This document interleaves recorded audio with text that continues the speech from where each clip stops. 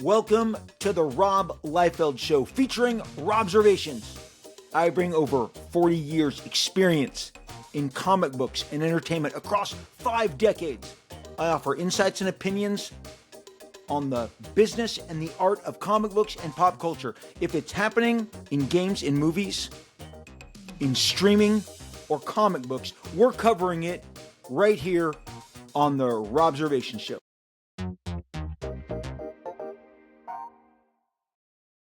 Hey everybody, and welcome to another edition of the Rob Liefeld Show featuring Robservations. We are on Apple, we are on Spotify, we are on YouTube, we are on iHeartRadio, Podbean, wherever you are listening to us. Welcome. Thank you for hanging out with us each and every episode, digesting all things comic books, all things pop culture. That's what we're here to talk about. That's what we love. That's what we consume.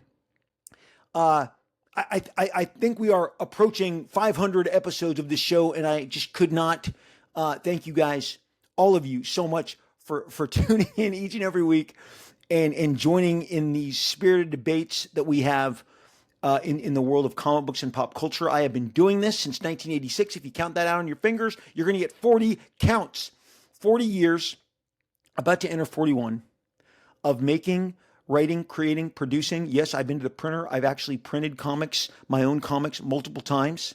It is such a blast to see them come off the press, to hold them, to see the quality of the paper, and that you chose correctly, that you chose this particular stock. Because especially nowadays, I mean, when we do, especially these direct-to-consumer comics, and I'm holding up one of the Youngblood Golden Apple launch editions. This is called a gloss paper stock. I went to the printer. I went over all his paper with him. We selected the exact printing of that paper and then the quality inside. This is, I'm holding up a Youngblood. This is from my fantastic world signing in Prescott, Arizona, or not Prescott, just outside of Phoenix earlier this summer. This is a holofoil cover. This is a holofoil cover. Again, I selected this from all the different paper stocks. Trust me, you know you are knee-deep in the world of comics and the love of comics when the paper stock is the kind of stuff that you are concerning yourself with. But I want what reaches you to be something that I had a say in, that I had a vote in. Everyone that I worked with, all the letterers, all the colorists, all the inkers, all the pencilers, over time the writers, are people that I have curated a relationship, a respect, and a favor for.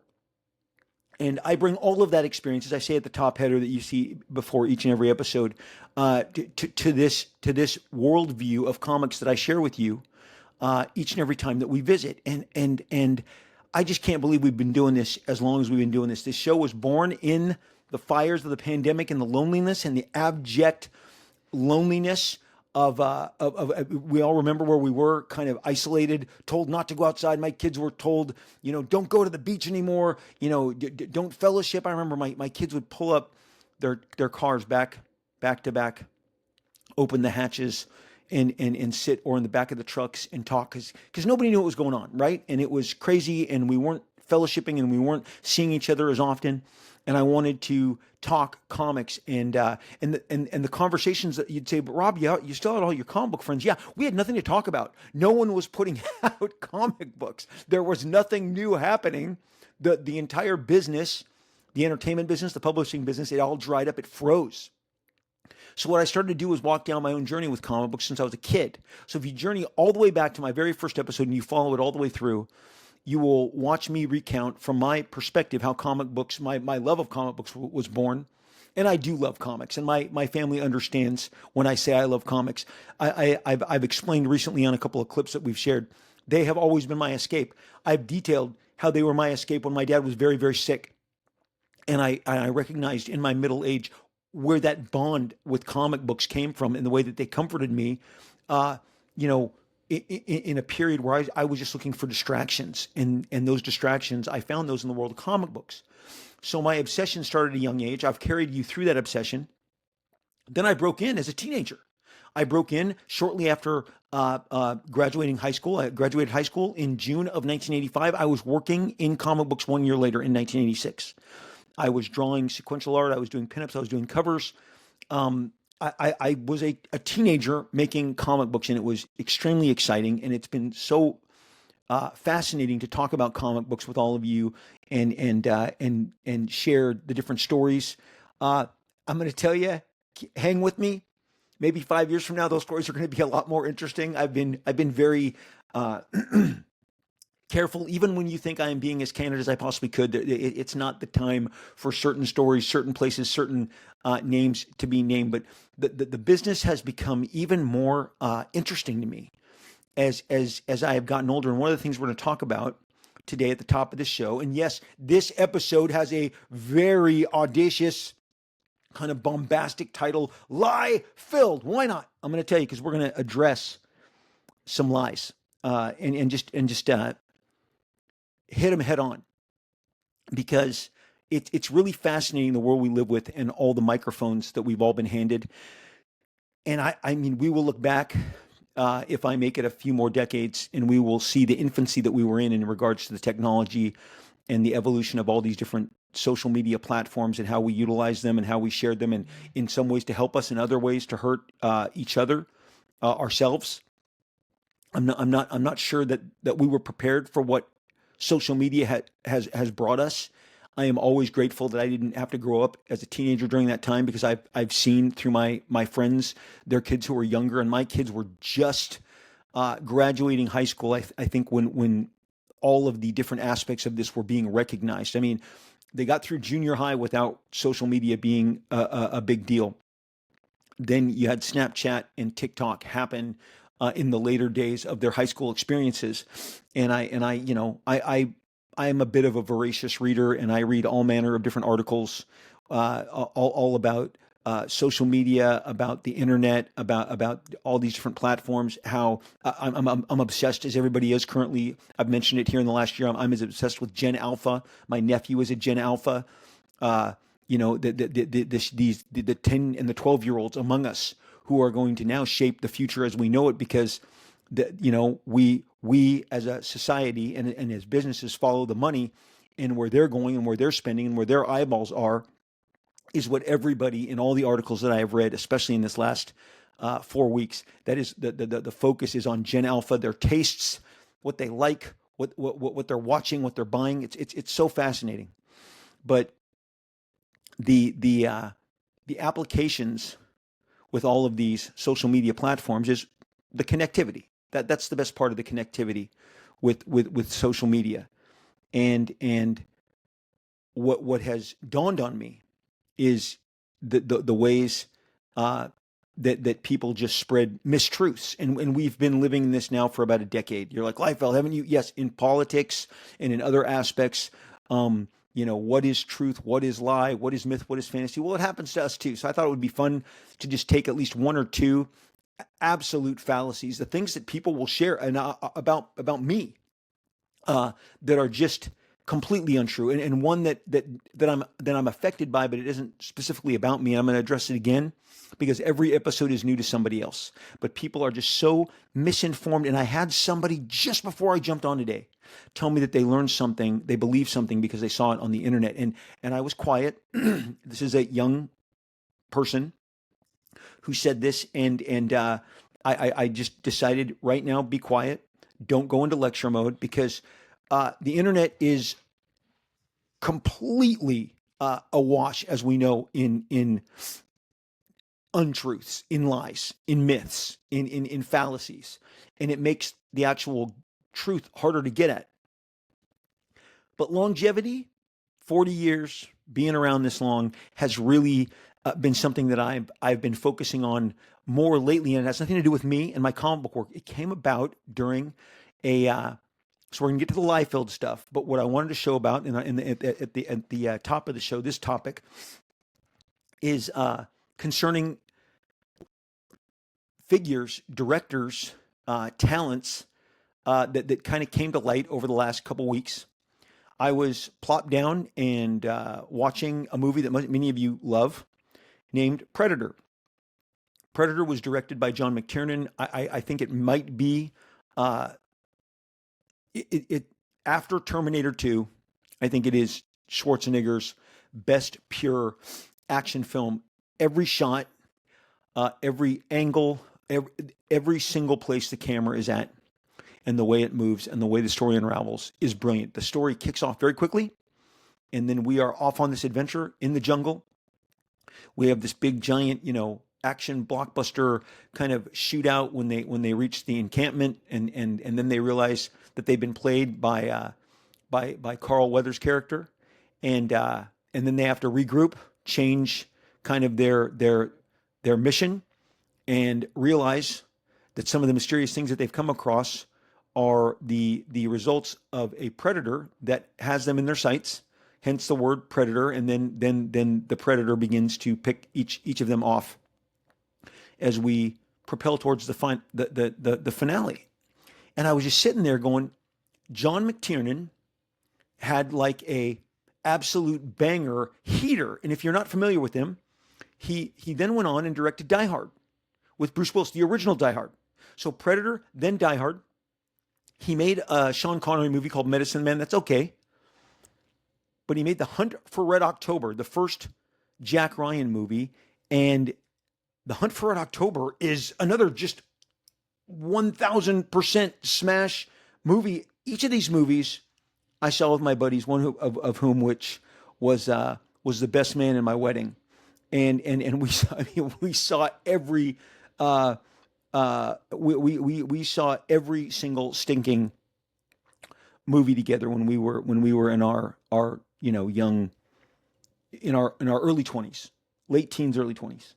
John McTiernan, The Hunt for Red October, comes out in 1990, which is his, so 3 out of his 4 films are already just all-time bangers. He directed a movie prior to Predator, and so Predator was not his first movie, but as far as a second movie, it's pretty crazy. Now, you're going to say, well, John McTiernan got caught up in all this. He did get caught up into a lot of legal trouble, tax trouble. He was involved with a dude who was shaking down other people. That's all. That's the fastest way to cover that. So he was 1000% kind of stopped in his own tracks by his own kind of poor judgment. But prior to that, he was not getting hired by Hollywood anymore. This isn't a podcast about John McTiernan. I'm going to jump to another guy immediately. But I'm going to tell you, his filmography as a director is not like terribly thick, but it's fantastic. Nomads is his first feature film in 1986, and I believe it has Pierce Brosnan in it. But he goes on Predator, 87, Die Hard, 88, Hunt for Red October, 1990. Oh my gosh! Okay, Medicine Man isn't until 1992. So what am I talking about? Predator, Die Hard, Red October. Boom, boom, boom. 3 bangers right out the window. Right out the door. Sean Connery really puts Alec Baldwin on the map. You've got Bruce Willis suddenly becomes a giant superstar, and Arnold has one of his arguably best action movies, sci-fi action movies. If we were to remove the Terminator franchise, it's the tops.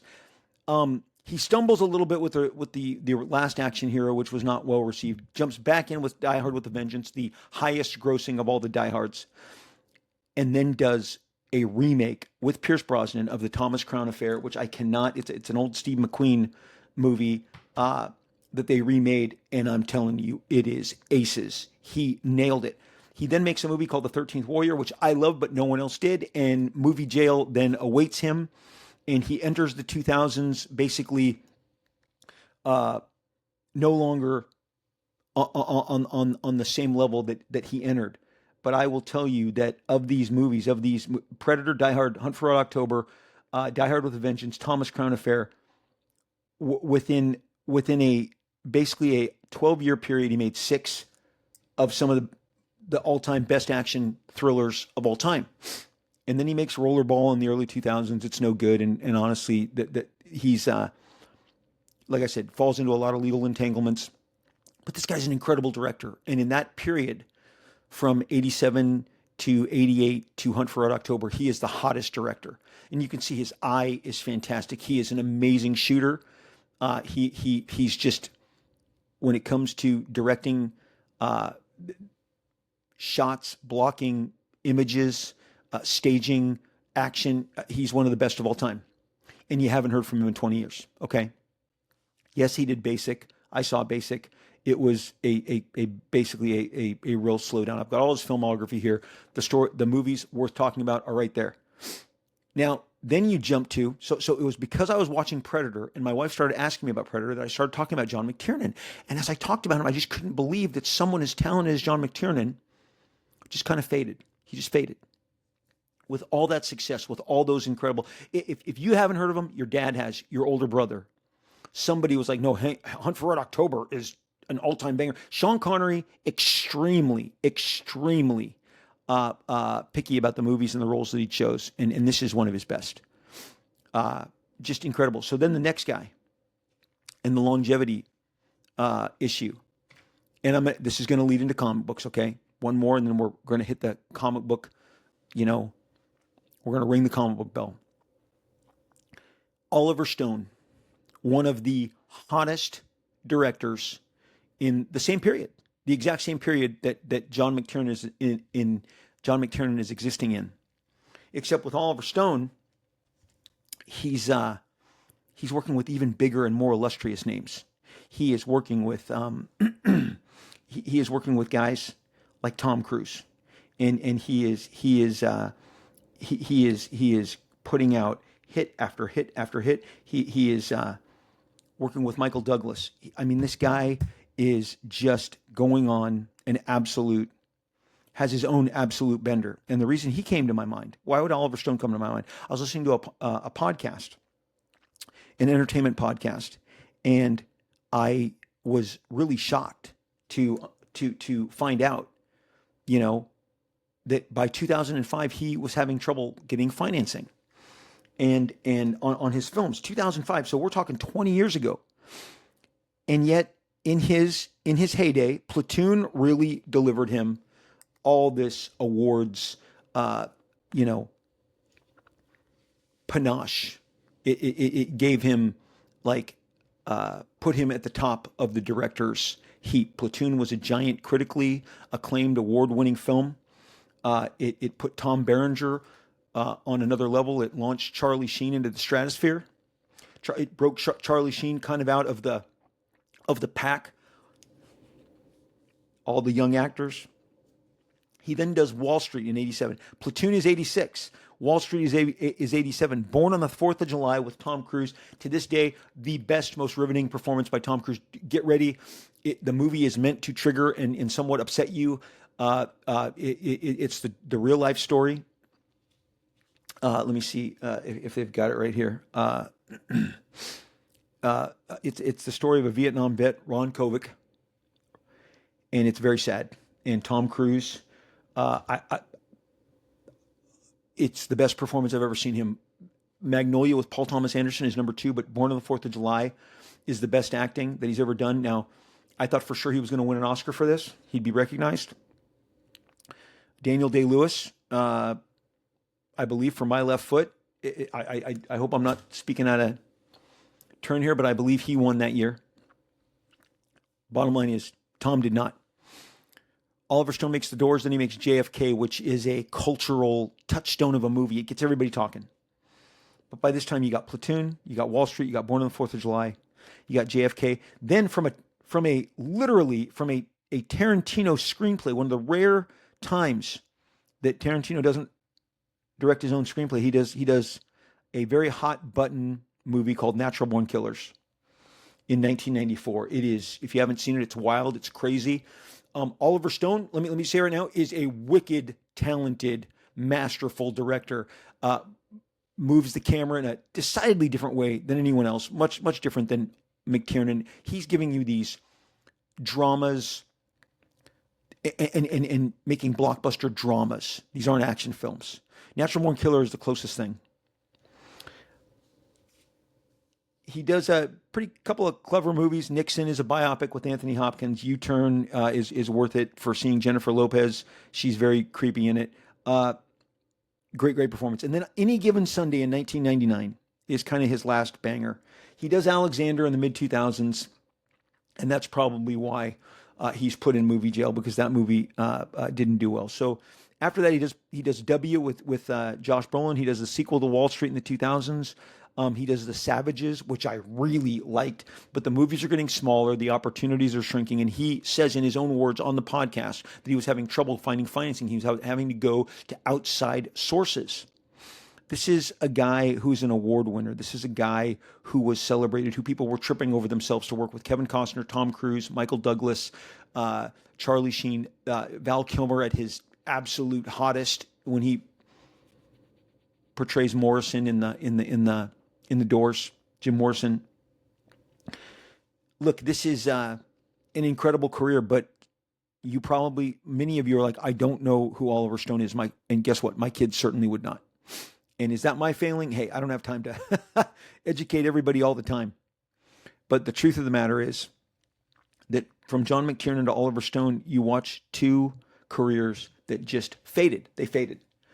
They didn't stop learning how to direct, and it's not like people their age don't make movies all the time. Martin Scorsese has financing partners, regularly falling into his lap. Most notably, the hundreds of millions of dollars that Netflix gives him for his incredible productions.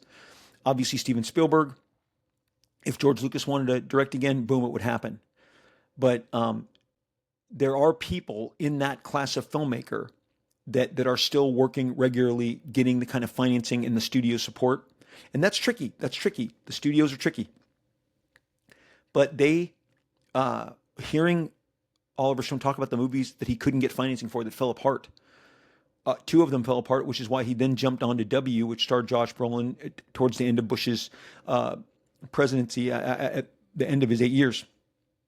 They put out this movie, which was probably too early with Bush still being in office. And Oliver Stone even says, people were sick of Bush. The last thing they wanted to do was see a movie of Bush. Josh Brolin is incredible in the movie as George W. Bush. It's incredible. And I don't think he really wanted to play Bush, but it's quirky. It's fairly, I think, honest and of its subject.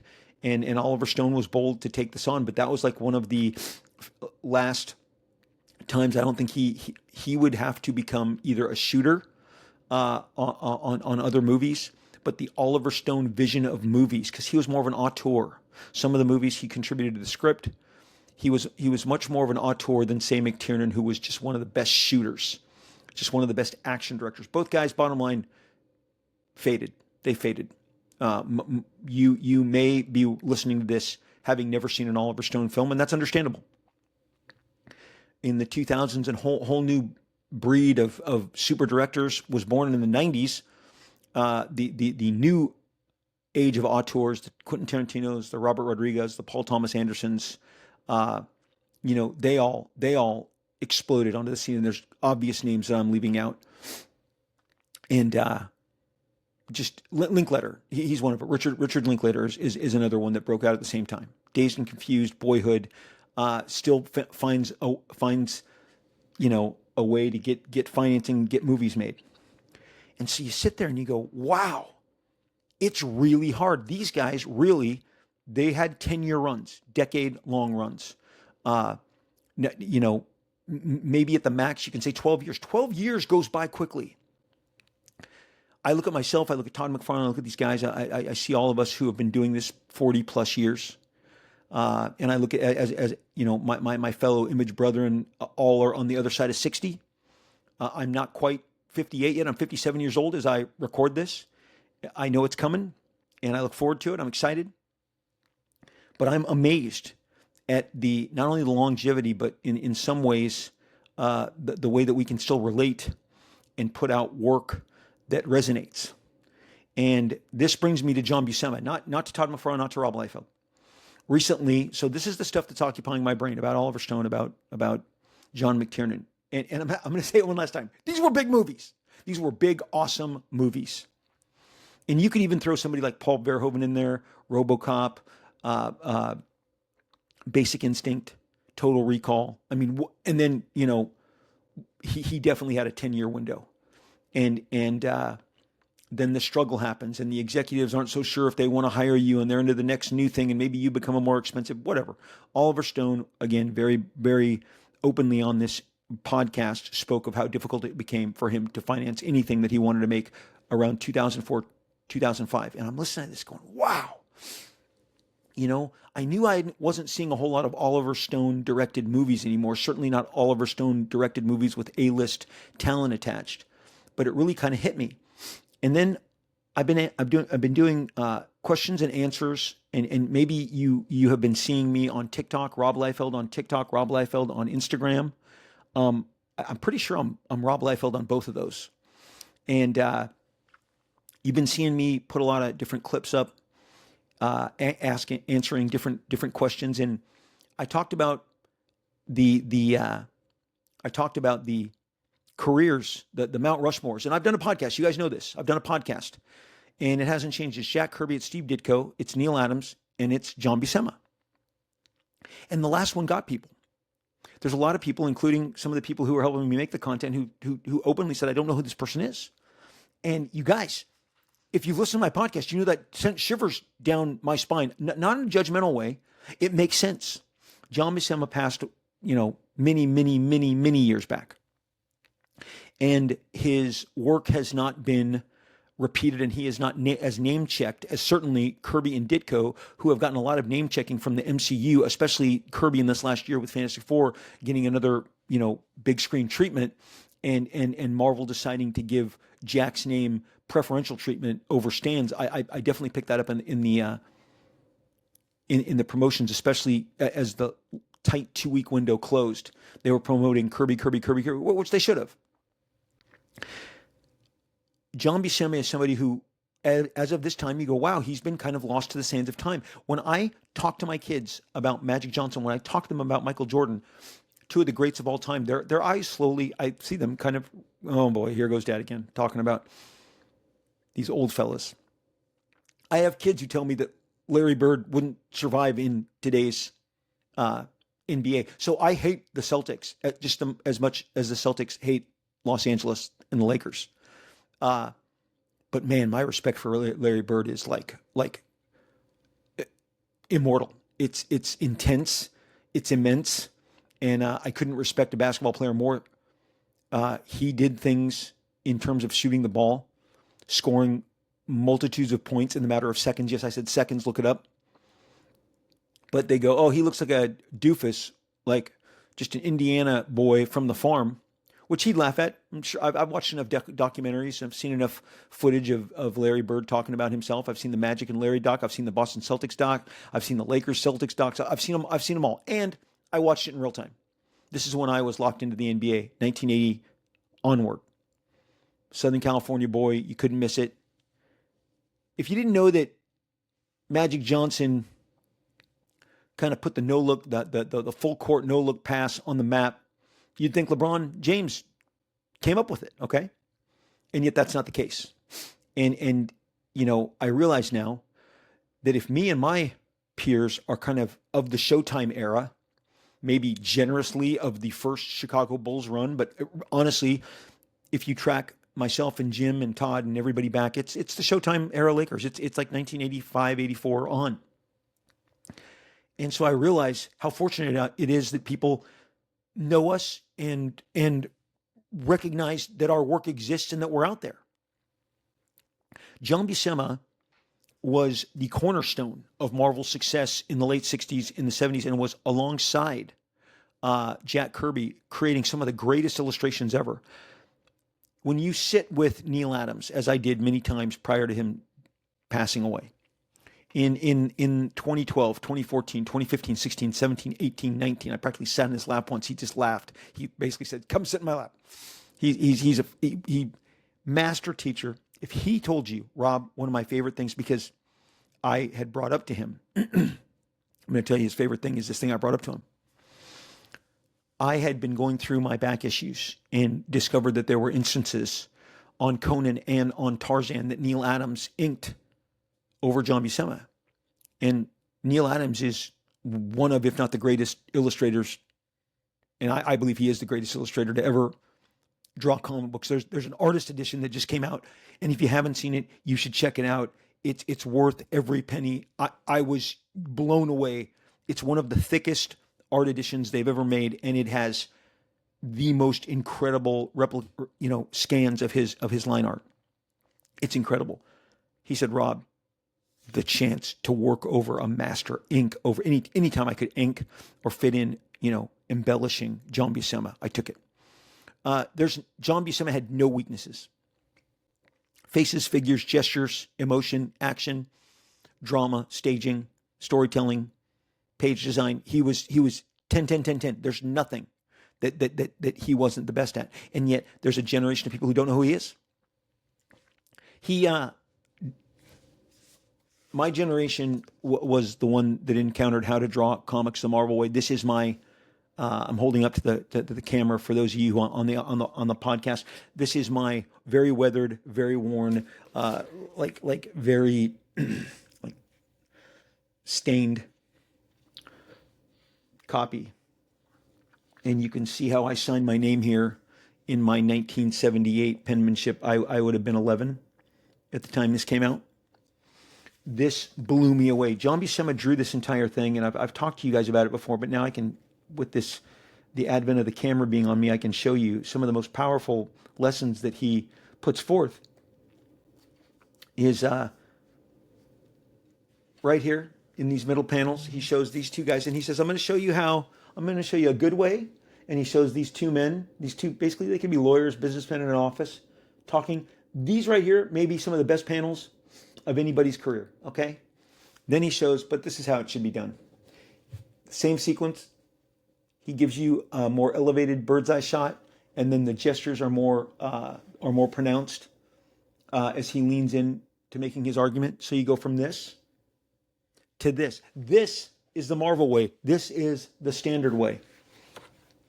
I'm going to show you one more with the superheroes. This will be harder because I got to flip. But now, okay, I'll just do this. So here's John Buscema. Here's Dr. Doom being dramatic. Here's Dr. Doom being Marvel dramatic, being the dramatic Marvel way. I mean, it's these kind of lessons. So John drew this entire thing. It's got figure studies. It's got page design, inking chapters. It's got how to draw the women's faces, how to construct a face. All of this art sold at auction not too long ago. A couple of years back, all of it was collected, and I was really intrigued, and I'm just so envious of whoever bought all of it, because you have a great time capsule. But John was tapped because he simply was the very best. This is a 1978 publication. Stan Lee writes it. It doesn't work unless John Buscema draws it. I'm going to tell you right now. I've seen other kind of updates of this. It's nowhere near. They should never have updated it. They should have kept it in this manner. I know that manga and all this other stuff exists. That's a different muscle. This is the most important muscle. That's John Buscema. For years, John Buscema was the face of Conan the Barbarian. He is the longest tenured Conan the Barbarian illustrator. And if you like Wolverine on the X-Cross, maybe you can check out the where it appeared earlier, years prior. These are the Treasury editions that I'm holding up. I'm holding up a Conan the Barbarian Marvel Treasury edition number 23 with a John Buscema cover, and I showed you the back cover. There's nothing that John didn't do spectacularly well. This cross sequence with Conan is what inspired Mark Silvestri. Mark Silvestri's entire penciling career was inspired by John Buscema. I'm not telling tales out of school. Ask Mark Silvestri. He'll tell you that John Buscema was one of his biggest influences. So if you love Mark Silvestri, John Buscema is a massive influence on him because of the grounded figure work, face work, gestures that John Buscema would illustrate with. Conan is really where he, so these pages, this splash pages, he comes into the woman in the prison. I mean, the strength, the power of the figure, the beauty of this woman. I mean, he is exceptional. And you say, well, then why didn't you and Jim Lee and Todd McFarlane draw because we weren't going to draw better than John Buscema. And Mark was already kind of implementing John Buscema, especially in his figure work. But then Mark was starting to build it out. Mark also had a period, shockingly so, that he incorporated a little Mike Mignola. The work became a little more angular. It was cool. I've never seen Mark not implement a reference or an influence and it not enhance and make his work better and kind of completely separate from the influence that he took it from, and maybe, just maybe, do it better. He's that good. You guys have, if you've listened to my podcast for a long time, you know all the mad, crazy respect I give to Mark's powers of illustration. That's what they are. They're his powers of illustration. Before he became Conan guy, he was blowing you away. There's Big John Buscema. He did an extended run on the Fantastic Four, and this is one of my favorite stories. I'm holding up the Fantastic Four Marvel Treasury Edition number 21. So this is one issue before. This is the coming of a new herald of Galactus. No more Silver Surfer. It was Gabriel. But look at this shot of Galactus. Oh, look at that splash of Galactus over the city. Okay, look at that power. John Buscema said, I would look at what Jack was doing and try and emulate the power that Jack was putting into his work. What John was able to do is take that power of Jack and then put it into this incredible figure work that he was able to master. And this is the arrival of Gabriel, who was the new herald, replacing Silver Surfer. And I'm just going to tell you, this arc is one of my favorite Fantastic Four stories, one of my favorite arcs. And of course, he is depicting Silver Surfer. And the reason this is so important is what he would go on to do, John Buscema, is launch the dedicated Silver Surfer, the dedicated Silver Surfer series with Stan Lee. That when I was coming into comics, they were just reprinting them. When I was starting to collect comics, Marvel was reprinting them. I think they called them Marvel Masterpieces. But just a few years ago, there was an artist collection right here. I'm holding up the IDW Silver Surfer Art Edition that has pretty much the entirety of John's, the best pages. And this is master. I'm flipping these pages right now, and it's the kind of work that you just go, wow. Like, this guy is a master. The guys on my Mount Rushmore aren't necessarily my favorites. They are who I believe are they haven't been my favorites, but they're also masters. They're masters of the craft.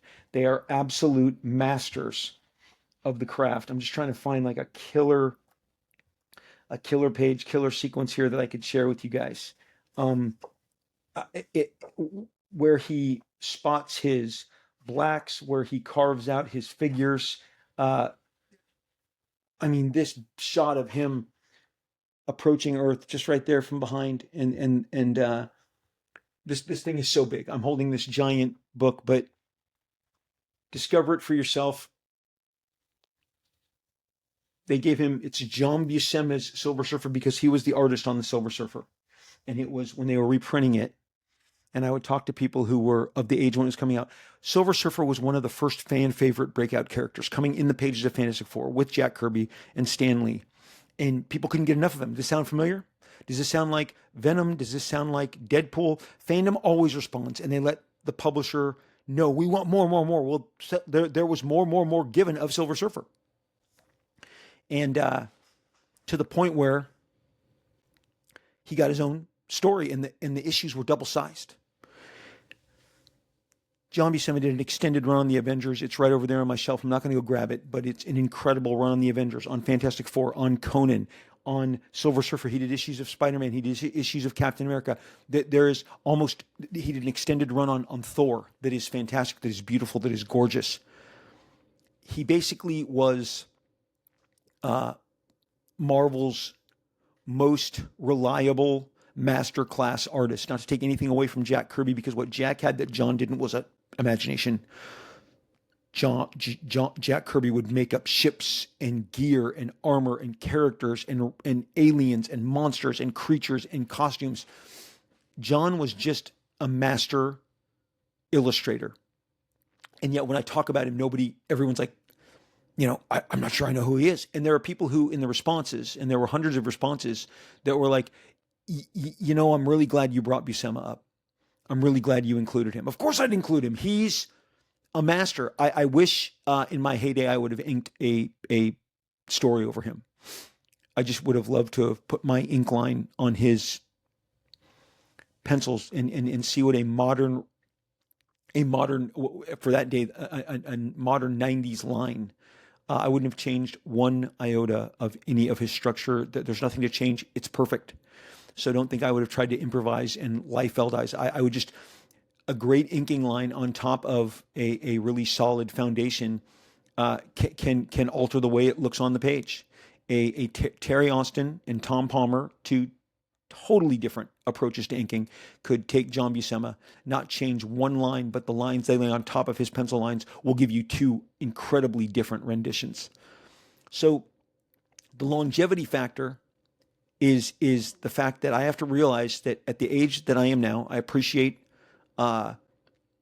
every single comic book that I make that connects with you, but more so, I realize that some of the greats of the bygone eras, and that's what they are being forgotten. They are fading, like Oliver Stone, like John McTiernan, and based on some of the responses by John Buscema himself, who is more accomplished in comics than either Oliver Stone or John McTiernan was in film, and that's saying something. That's how important John was.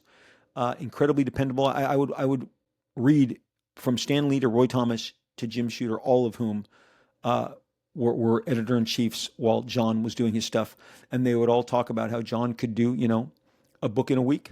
John did the second Superman Spider-Man crossover after the first one was drawn by Ross Andrew under Jim Shooter. Jim Shooter's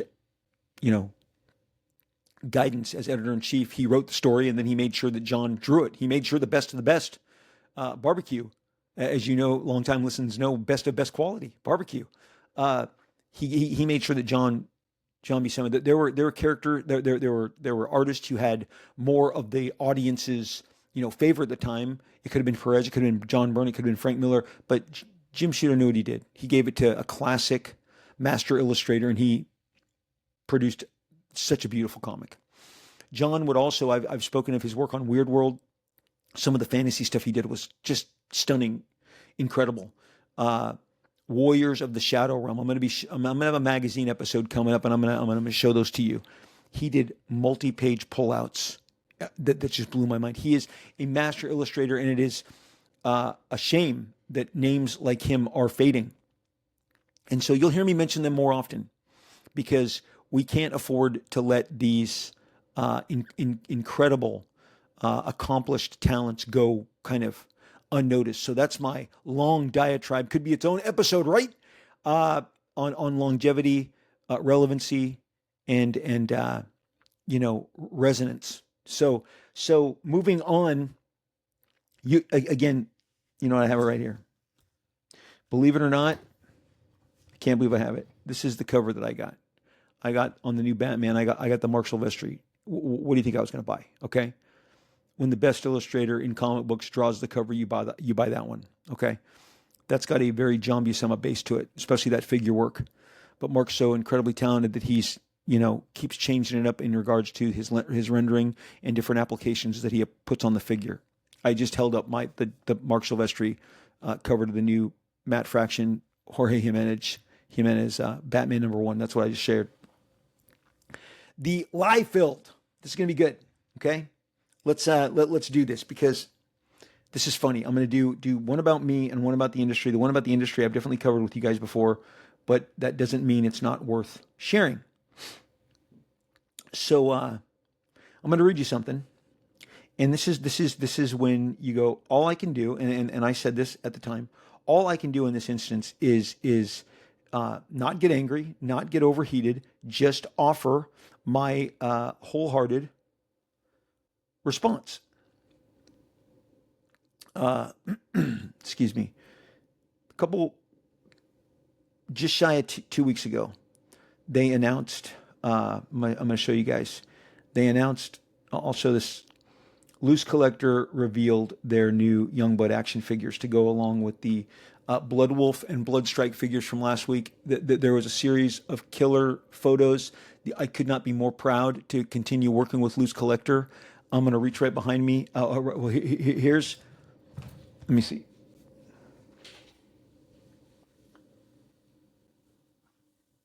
Here's the Blood Wolf. I'm showing the Blood Wolf straight into camera, the Blood Wolf action figure. just incredible detail. There was multiple guns, 2 different heads that you can pop on. A knife goes in here that is not there right now. Incredible articulation, incredible manufacturing, sculpting, color. It's beautiful. So we partnered with them to do these Youngboy action figures. Well, in all the different action figure groups, people were dropping this in, sharing it, kind of starting conversations. And lo and behold, a gentleman named Ken says, Rob Liefeld takes huge critiques, but I can see that he can design really toyetic characters. Now, toyetic is a term that the toy industry came up with in the 80s about playability, how things look, their functionality, and let's say Die Hard, guy with a stripe down his face, has a shield, has a weapon, great functionality. It's toyetic. Toyetic really refers to you're picking it up and you want to play with it, you want to interact with it. So he's giving me this compliment. It's very kind. He says, I would actually buy these just to see how they are as action figures. This Ken guy says this, okay? Well, then a guy named Robert says he should take more hits. I've met him multiple times. Once in line to get autographs on some of his books at Wizard Chicago, he was wearing a Marvel Can Suck My Cock t-shirt. And he bashed me for bringing Marvel Comics for him to sign. Then he puts in parentheses, everyone had Marvel Comics to sign. He was belligerent to me. He cursed in front of my kids. He was a true jerk. I actually stopped at home and thought, I don't want him to sign my books again. I told him what I thought of his experience. I took my stuff away and I left his signing. He says, Rob Liefeld is the worst creator I have ever met, hands down, and I'll always share this story because he hasn't changed one bit and is still wearing the same t-shirt years later. The t-shirt that he describes, and I apologize if you weren't ready for me to say what he said, Marvel Can Suck My Cock. Okay. So I read this. I don't read it. It's shared with me. Just you can fill in the blank in regards to maybe this has happened to one of your somebody that you've interacted with, but this was shared to me, and it's just shy. No, it's not shy. It's completely preposterous. It's completely preposterous. Let's do a couple things here. One, I have never worn a shirt that says that. That is fallacy number one. I have never worn a shirt that says Marvel can S my C. Okay. I have never, ever accosted anyone for handing me a piece of my own work, no matter what publisher. Some of you guys have brought me some obscure works. I have never not signed a comic book from Marvel Comics. I don't reserve the right in the future to not sign a book, and it wouldn't be for a personal matter. It would be that maybe I've determined I've signed enough of these comics and I won't sign, let's say, New Mutants 98 anymore. That's certainly possible. But at this point, what if it's Wizard World Chicago, then it's 20 years ago. And I'm only 20 years into my career. And if I drew it from Marvel, I'm pretty happy with it and pretty happy to sign it. This didn't happen either. Cursing at him in front of his kids is preposterous. I'll bring the Comics Journal to the next episode. That released in the year 2000, it was doing an Image Comics retrospective. I've discussed it briefly on the show. I meant to have it with me today to read the exact paragraph. The paragraph is written, Rob Liefeld was the choir boy among the Image owners, very well-mannered, never curses. And you know what? That was me at the time. I think having kids, I really was good. If you met me in the 90s, I really wasn't somebody who cursed. I took great pride in not cursing at all. And I always tell my wife, I got to curse less. I got to curse less. It's too easy to slip into that habit. I've even had like Christian buddies of mine go, Rob. No, you can curse in front of me because it says in the Bible, it has to offend me for it, to be a problem. And if you say it, I'm not offended. And I'm like, I'm not sure that's the case. I'm going to look that up, but okay. Still doesn't mean that I'm not struggling. I want to curse less. And I certainly try to curse as little as possible on this show. So the idea that I cursed out this guy in front of his kids, wouldn't sign his Marvel comics, accosted him, and wore a Marvel Can S My C shirt is 1,000% a lie. There's none of that is true. And, and maybe he's conjuring an AI version of me doing this. Good luck with that. You're not going to, there's no picture. It's been 2 weeks. There is no pictures. There's no proof, but it doesn't stop someone who wants to drop a story, say this is gonna stink, and he says, I'm committed to sharing the story over and over and over again. Of course you are, because it makes me sound like a turd. Now, all I can do, as I said to the people who shared it with me, and I posted it in my group on Facebook, the Rob Liefeld Marvel Extreme and Beyond is a Facebook group you should join. You should join us. Myself or Terry Sala will click you in there. I gave that its plug, okay? Rob Liefeld Marvel Extreme and Beyond is where I posted this after it was posted in the toy group. I think the guy blocked me, so I couldn't respond to him. And so I put it everywhere else just to say that was worth it for me. So the worst, so not only am I wearing an offensive shirt, also I'm refusing to sign and accosting him for bringing me Marvel comics. Not true, not true. Accosting him, not true. Cursing in front of his kids, not true. It's, and of course, the immediate response upon sharing this, I'm not sharing this with you to plead my case. I'm telling you that these are the kind of lies. The guy then says, the Ken guy who started the thread says, well, I never said he was a high class guy.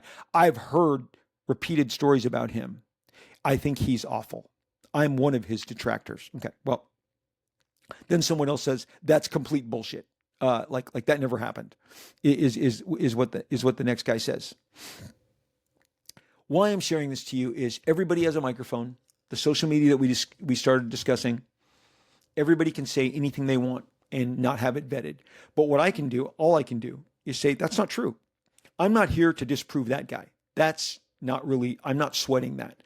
Most people who know me know that is, as I said, preposterous. It's outlandish. It's ridiculous. But it didn't stop someone from full-throated attempting to get a group of people on a social media platform to believe it. I can't run around and chase stories like this down. I have no intention to. But this is a segment that we're going to call Liefeld, and we're going to call that Liefeld about Liefeld, okay? Because there's none of that was true. Not one. Maybe the only thing that was true was that I was saying comics at Wizard World Chicago. But that is a complete and utter line. And it's just complete 1,000% false. And I enjoy that I can come on here and talk to you guys about that. And so the other fallacy, and I've discussed it with you here, and I see it repeated often. Marvel did not go into bankruptcy in 1997 because their comic sales were bad. Okay, let's settle this once and for all. The owner, Ron Perlman, had leveraged the company to the point that it was bleeding out red ink. He had bought a sticker company in Panini, overseas sticker company. He had a action figure company, which was struggling, Toy Biz. He had Marvel Comics. He had bought a distributor called Heroes World, trying to fashion them into the third largest or the second largest distributor of comic books after Capital wiped out and Diamond emerged as the distributor of your DC, your Image Comics, your Dark Horse Comics. They had a ton of debt. The comic books that they were putting out were all selling well and for the most part posting profits, certainly enough operationally to continue. And then there was licensing aspects that were successful for Marvel. They were a strong brand and they were doing well. He also owned a cosmetics company called Revlon. He had overextended himself financially, and in order to right the ship, he took the bankruptcy route. This was not because a single comic book wasn't selling enough. People, they didn't. No, look, that is not true. Let's deal with truths. The truth was the owner, Ron Perlman, leveraged himself, buying up too many companies, thinking I can put these all together and make them work. I can stick this sticker company with my toy company, with my comic book company, with my distribution company, with my animation studio. Sorry, left out the animation studio, and I can make this. No, he didn't. It was, I guess, a great idea, but it fell short. X-Men was a top seller in the comic book industry. And they had just hired Jim and I. And I'm going to tell you right now, I can tell you on the math, by the second issue of the Heroes Reborn books, Jim was producing Fantastic Four and Iron Man. I was producing Avengers and Captain America. And I don't mind telling you, vet it, Google it. Rob Liefeld has the highest selling Avengers comic of all time. Okay. They got a great return on the money that they paid us. Those contracts were paid for as we entered the third issues. All of the money that Marvel had put forth in paying us, our bonuses, the budgets that we had negotiated, the payment that we were getting, they made it all back by the third issues. Pure profit. Marvel did not go bankrupt because their sales were low. Let's once again label that a lie-filled, okay, story that Rob Liefeld is vetting and telling you is false, okay? Not necessarily a Liefeld about a Liefeld, but I was involved at that time with Marvel Comics. And of course, Cable, X-Force, Deadpool comics that I had created for them were being published by them. So I had definite skin in that game. And because Jim and I had contracts and the size of our contracts, we were called ahead of time, 48 hours ahead of, and we were told we will be filing bankruptcy. I think December 28th, whatever it is, December 27th. I was called on Christmas Eve that on the other side of Christmas this was happening. And it was because of the debt that they had taken on. And of course, there are books and articles read about the battles with which to emerge from bankruptcy with Marvel that Ron Perlman ultimately lost. And it ended up in the hands of another. And ultimately, Ike Perlmutter is the man that would assume operational control and sell Marvel to Disney. Those many years ago. What is it? 2011? Is it 2010? 15 years. So don't be falling for the banana in the tailpipe, because that's all it is. It is fake. Be careful when you hear people talk about other people. It's not just me. It extends to everybody. Sometimes people just make shit up. The thing that I'm proudest of on the show, the Rob Liefeld Show, Robservations, is that I bring facts. I bring data. I read articles. I share with you contracts and memos, stuff that was written, stuff that is absolutely vetted, that puts a date, a time. And it matters. Facts matters to me. It matters to me that John Buscema is an artist that you remember. It matters to me that I am fortunate enough to have been doing comic books for 40 years, comic books that still reach you, that still sell. You're going to find in a couple days, probably after this, we have had tremendous retail support on Youngblood. I can't believe that 33 years after launching it, it is generating this much excitement. It truly humbles me. It truly, and for those of you who don't think that I am humble at all, I guess that statement's going to make you spin for a while. Self-awareness is something that we all should have a little more of. And a sense of humor to boot. I've got both, and I very much decided to go on an offbeat path today. This show is going to have episodes like this where I just kind of meander on a certain topic. But with John Buscema, Fantastic Four, Avengers, Conan, Silver Surfer, those are the standouts. Thor, those are my 5 Marvel standouts.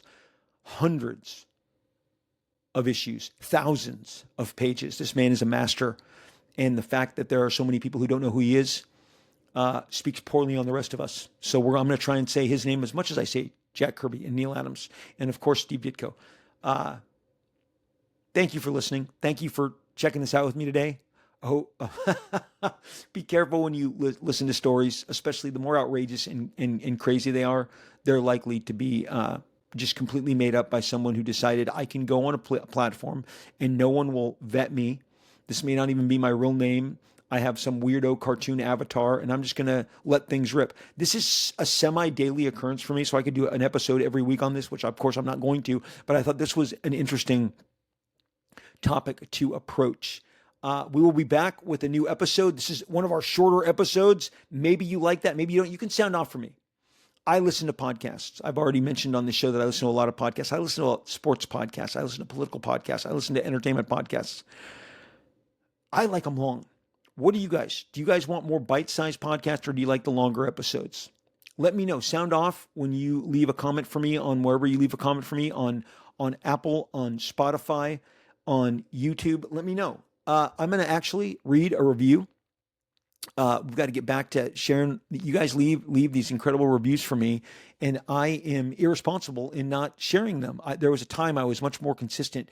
Going to video has definitely been a different discipline, and if I have not come through in the manner that you had expected me to before we were on camera, I apologize. Here's two from late August.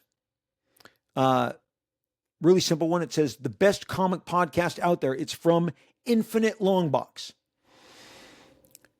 5 stars he gives us. Thank you, Infinite Longbox. This show feels like hanging with a pal talking comic books. I saved the new episodes for the worst part of my work week, and it turns into the best part of my work week.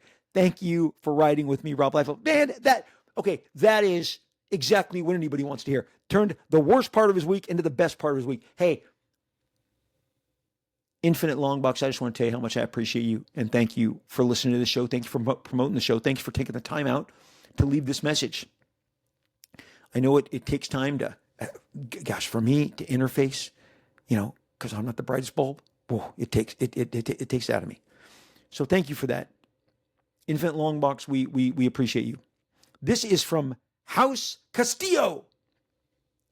X-Men influence. 5 stars. Hey, Rob, I loved the episode. Took me all the way back when I first started collecting in grade school. I started around the Dark Phoenix era of X-Men and definitely saw those cultural influences across the board that you were mentioning. I finally got to meet you at San Diego Comic-Con this year, and I'm a relatively new listener to the show. I appreciate the insight and the kind words at the end of each show. Thank you. I'm looking forward to more. I think maybe there's a version of this that says, I met you at San Diego Comic-Con this year.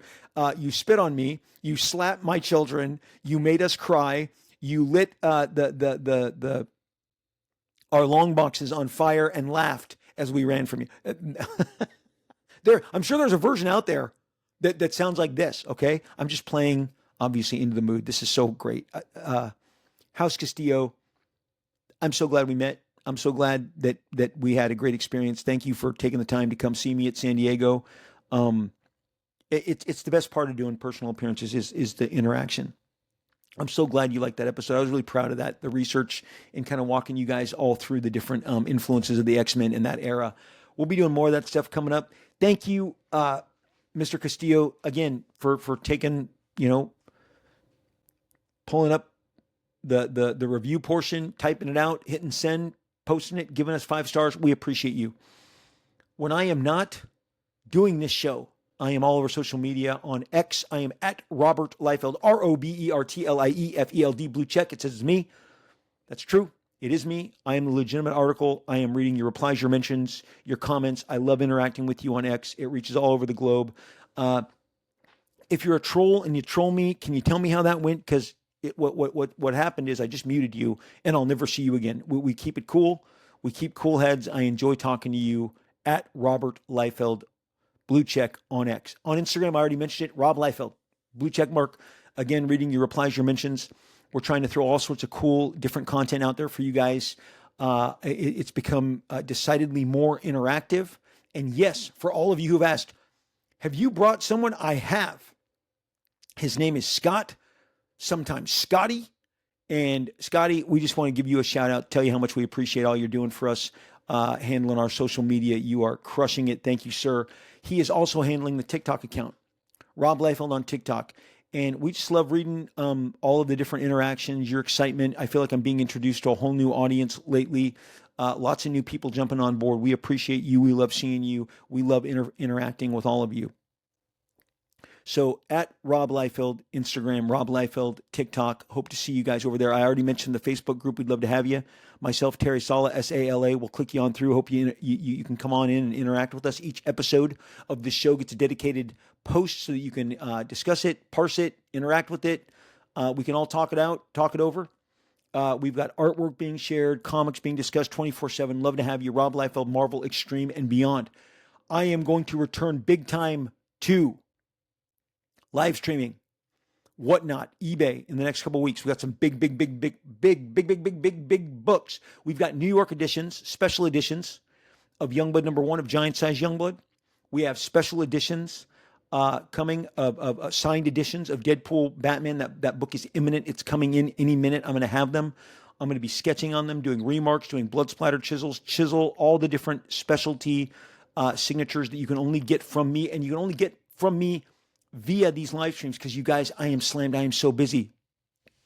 I'm going to reach behind me. Okay, so there's Youngblood. There's Last Blood. So here you go. Here's Youngblood #1. Here's that foil cover. Here's that Golden Apple launch edition, 32 pages. Here's Giant Size Youngblood. This is another 30 pages. This is the D cover introducing the Blood Cell, these new characters that have to come to the rescue. You got to read Giant Size Youngblood. Youngblood #2 is going to press already. We've done 100 pages of Youngblood, and it hasn't hit the mass market yet. Last Blood is a series I only distribute via live streaming. This is these are comic books that I write and draw, and are only available via our live stream. We have had an exclusive drop of the new Bad Rock series months in advance. That's what we do on live streaming, and I'm so busy making the comics, I can't travel. I can't go and meet you guys in person. I am doing New York City this year. I can't wait to see you guys. But there are many states, all the different locations overseas. I just can't reach it. I just can't possibly do it all. So the live stream, that's why we have a 5.0 rating, a 5-star rating. We have, let me check. Let me get this right. I don't want to, I get the statistics wrong. I'm proud of this because we are reaching you, and you're getting this stuff in a way that,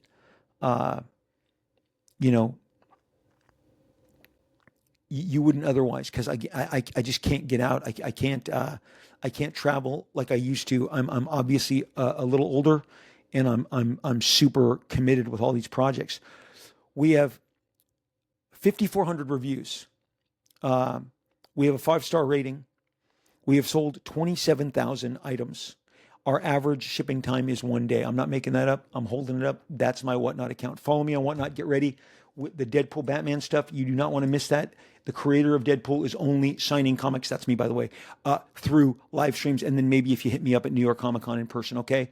A CGC signature signing was just announced. I think the deadline's November 20th. Youngblood comes out the first weekend. The brand new Youngblood with all its different components, covers, specialty items is coming out first weekend of November. Batman, Deadpool, Batman will both been out before the deadline. You're going to want to get all those books to me. If you want your New Mutants 98, your Captain America #1, your Avengely #1, your Prophet, your Youngbloods, your X-Forces, your Major X, your Snake Eyes, get them in to CGC. This will be our third signing. Each one is met with tremendous success. You guys always immediately want another one. That's how I know you like them. So go to CGC, click on Rob Liefeld, and get your stuff in. Get ready to send them in. I'm also doing a certain amount of remarks and a certain amount of sketches. So get on that when you can. Really fun. The collectible aspect of comics is really fun. I participate in it too. I have my Avengers #1 signed by Stan Lee. It's a 5.5. I have my X-Men #1 signed by Stan Lee. It's a 5.5. I wish I had Jack Kirby sign all my comics when I was hanging out at his house. Especially the books that I bought the original art from, like his Captain America Treasury Battles, his Bicentennial Battles. It's a Treasury edition. Every time I do the show, I'm going to hold this up. This is the Extreme anniversary book that we did, marking the 25th anniversary of Extreme back in 2017. And this is everybody: Marat Michaels, Dan Frega, Dan Panosian, Andy Park, Todd Knock. Did I say Dan Frega, Marat Michaels? Did I say Chap Yap, Jeff Matsuda, myself, Matt Hawkins? We all signed these. This is my copy. This is my last existing copy. It's my collectible. I love it. I look at it every day. So signatures, stuff like that, I dig it. I do it. I'm excited to do this with CGC. So I will look forward to seeing what you submit to me, because you guys always come up with some really, really cool stuff. You guys know the deal. I hope you're doing well. I hope you had a great summer vacation. I hope that the fall is rewarding to you. I hope that you have you've got the balance you need mentally, physically, spiritually, emotionally. You got it together. Don't let the grind of the treadmill that life can be. Get you down, step up, step away from it, get off, read a comic, read a book, watch a streaming show, go to ice cream with your wife, your girlfriend, your son, your daughter, your brother, your sister, your mom, your dad. Spend time with family, spend time with loved ones. Go get that, whatever new drink is at your favorite coffee place. Just spend time with each other and get right. You know, I practice what I preach. I have that Reese's Big Cup. I haven't given that enough because you know what's become I'm obsessed with, and I'll bring them on air next time, is the pickle, the tangy pickle Dorito has changed my life. It's my new kind of obsession. My wife, I think, like won many more prizes in the afterlife. She's like, I got you 6 bags. Whoa! I knew this woman loved me. Between the Reese's Big Cups and the tangy pickle Doritos, I don't know what to do with myself. I know it's not healthy, but I also don't care. That's the thing that I hope you know about me, that I hope resonates. I just don't care. I kind of just do me, and hope that that's enough. And not going to try and curry favor. I just try and put love out there in the world and try and be candid and try and be honest and share it with you on this show. And I hope that your situation is that you are feeling loved and comforted and doing well. That's my biggest wish for you guys. And boom, 2 fists right into this Blue Yeti mic. Boom. Wishing you nothing but the best. The fist bump. You guys, don't leave me here. Come back. I'll be back. I'll be right there at that spot. Swing by, pick me up. Don't leave me behind. We will most definitely, we will absolutely, we will inevitably, I promise you, we're going to talk again real soon.